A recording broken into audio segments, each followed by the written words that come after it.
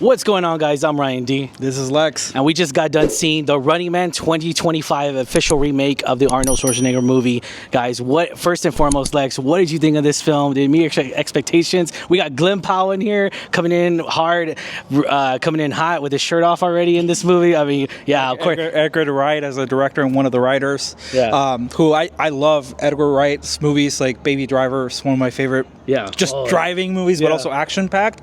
But coming out of this movie, I had just recently watched the original one, and this kicks it up a notch in terms of the scale and kind of opening up the world. And I was surprised. I ended up liking this movie a lot. It has a couple of opportunities, especially on the third act. It suffers a classic third act problem, in my opinion. Yeah. Whereas the original movie is a little bit more focused, much simpler, but a lot of the themes here I still really enjoyed. There's the concept of propaganda and network government, all this stuff. It holds true. It was scary back in the 80s. It's scary today. Yeah, no, for sure. And I'm gonna piggyback off exactly what you said. You know, after watching the first one and everything, you know, I would say the first one even holds up still, even to this day and everything. You know, the film came out in 1987, so it's more focused. This one is more of an expanded realm, if you will, and that's why it's 2 hours and 16 minutes. I'm gonna agree with Lex too as well. Like that third act is definitely.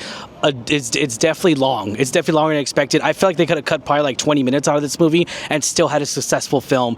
Now, going back to the story-driven and more focused, I would say this is it's kind of a little bit misdirected for me. Did I like this movie? Oh, no, I did not. I hate to say that. This is definitely one of those times where, you know, Edgar Wright exactly what Lex already said. Baby Driver, Hot Fuzz, movies like that are just so. Shaun of the Dead, movies like that are just so fantastic and so beautiful, and just the comedy's so 100% on point. And Edgar Wright's known to do these action comedies. We saw it a little bit more, so even more so with Ant-Man when he escaped the Ant-Man, whenever he started the script and everything. We saw that even in the Paul Rudd, even though he didn't officially direct it. So we saw that a lot, and we saw how the comedy was really expanding there. But in my case, I did not like the comedy in here. I wasn't laughing as much as I would have liked and everything. But I'm kind of little bit upset. I'm like, dude, the advertising was great. The trailers were great. They got me excited. The trailers were amazing.